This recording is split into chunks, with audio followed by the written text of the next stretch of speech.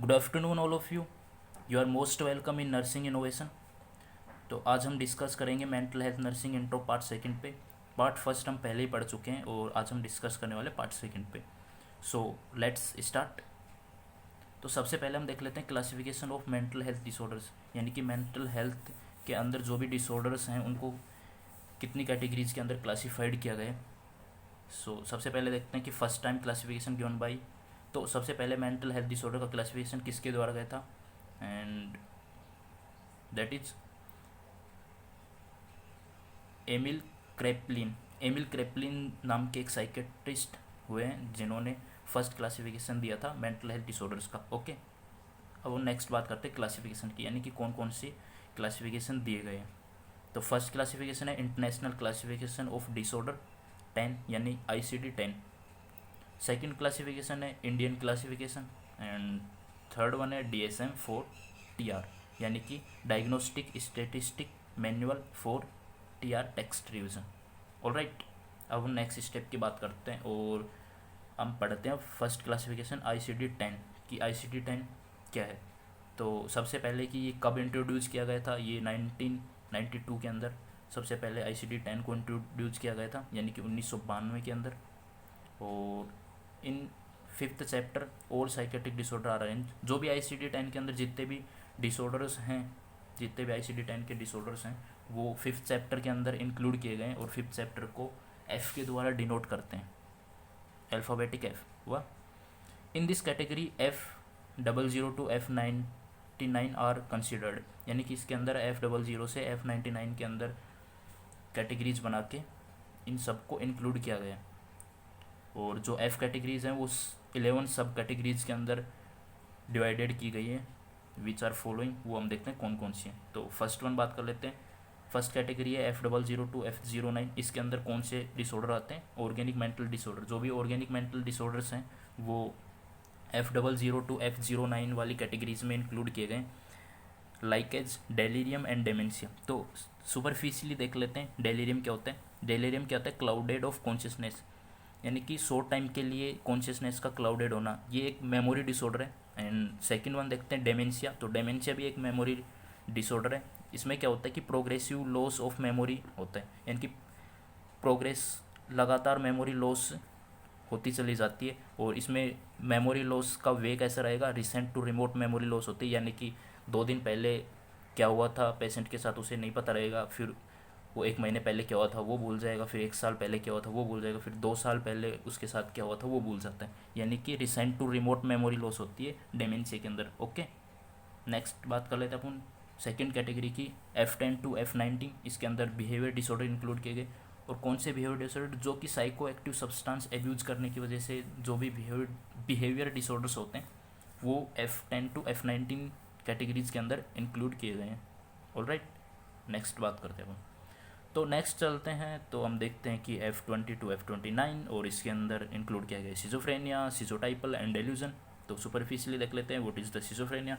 Schizophrenia में क्या होता है कि alteration in thinking, behaviour and mood without changing conscious, यानी कि बिना कॉन्शियसनेस चेंज के किसी भी पर्सन के थिंकिंग, बिहेवियर और मूड में कोई अल्ट्रेशन आता है तो उसे ही बोलते हैं अपन सिजोफ्रेनिया। ओके, और डेल्यूजन की बात कर लेते हैं। तो डेल्यूजन क्या होता है, फॉल्स एंड फिक्स बिलीव्स हो जाता है, that note reverse by reasoning, यानी कि पेशेंट को फॉल्स और फिक्स बिलीव्स हो जाते हैं, यानी कि जैसे किसी को लग रहा हो कि कोई उसे मारना चाहता है, इस टाइप के फॉल्स और फिक्स बिलीव्स डेवलप होने लगते हैं पेशेंट को, तो हम समझ जाएंगे उसे डेल्यूजन हुआ है। ओके, नेक्स्ट हम बात कर लेते हैं फोर्थ कैटेगरी की, और इसके अंदर फोर्थ कैटेगरी है F30 to F39, और इसके अंदर इंक्लूड किए गए मूड डिसऑर्डर, यानी कि मेनिया एंड डिप्रेशन।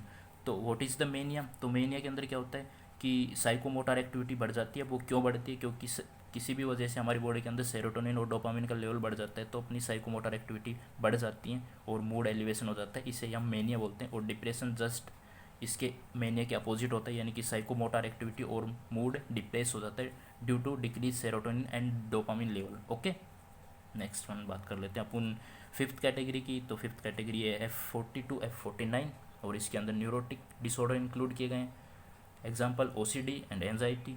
तो what is the OCD, repeatedly coming of unwelcome idea and thoughts in mind, that can lead anxiety और डिस्ट्रेस, यानी कि माइंड के अंदर रिपीटेडली अनवेलकम आइडिया और थॉट का आना, बार बार कोई अनवेलकम थॉट्स आ रही है, कोई बुरे विचार अपने माइंड के अंदर आ रहे हैं, तो उसे बोलते हैं obsessive compulsive disorder. Okay, clear. Next one बात करते हैं अपन सिक्स्थ कैटेगरी की, जो कि है F50 to F59। इसके अंदर बिहेवियर डिसऑर्डर इंक्लूड किए गए, पर वो बिहेवियर डिसऑर्डर जो किसकी वजह से होते हैं, फिजियोलॉजिकल डिसऑर्डर की वजह से अगर कोई बिहेवियर डिसऑर्डर होता है वो F50 to F59 के अंदर इंक्लूड किया गया। और जो साइको एक्टिव सब्सटेंस एब्यूज़ करने की वजह से होते हैं, जो बिहेवियर डिसऑर्डर होते हैं, उनको F10 to F90 के अंदर इंक्लूड किया गया है। ओके, नेक्स्ट बात कर लेते हैं अपन सेवन्थ कैटेगरी की।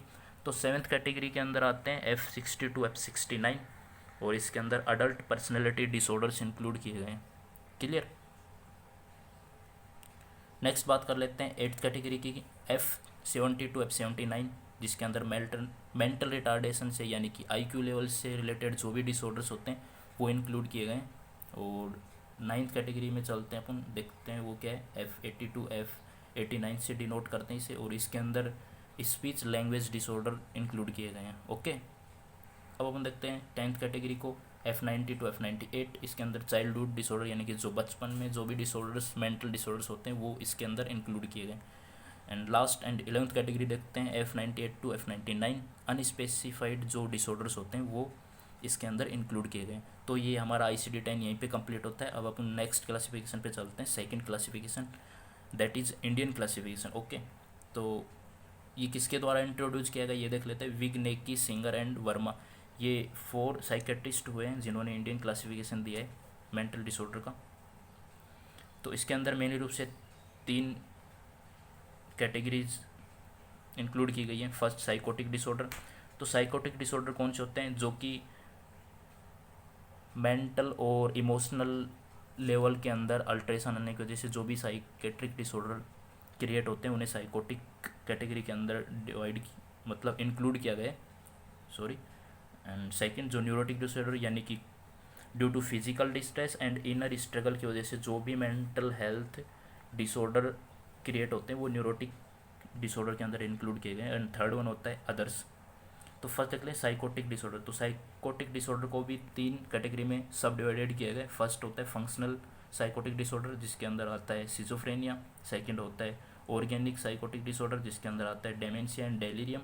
एंड थर्ड वन आता है मूड अफेक्टिव साइकोटिक डिसऑर्डर, जिसके अंदर आता है डिप्रेशन एंड मेनिया।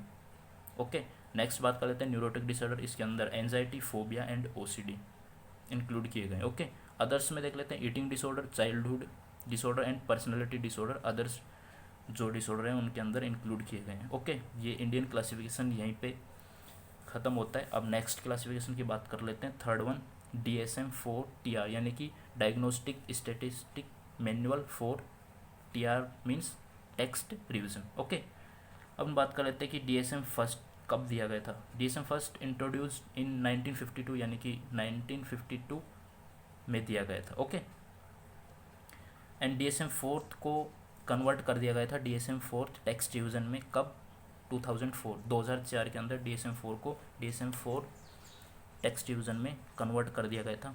और नेक्स्ट बात कर लेते हैं DSM-5, यानी कि DSM-5 कब इंट्रोड्यूस हुआ था, मई 2013 में, यानी कि 2013 के अंदर DSM-5 इंट्रोड्यूस हुआ था।